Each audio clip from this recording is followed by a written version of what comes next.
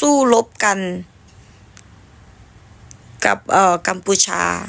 สมมุติว่าเป็นแบบนั้นนะ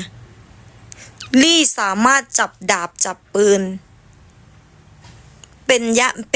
ป็นลูกแม่ย่าโมได้เลยอะลี่เป็นแบบนั้นลี่ไม่กลัวอะไรเลยอะ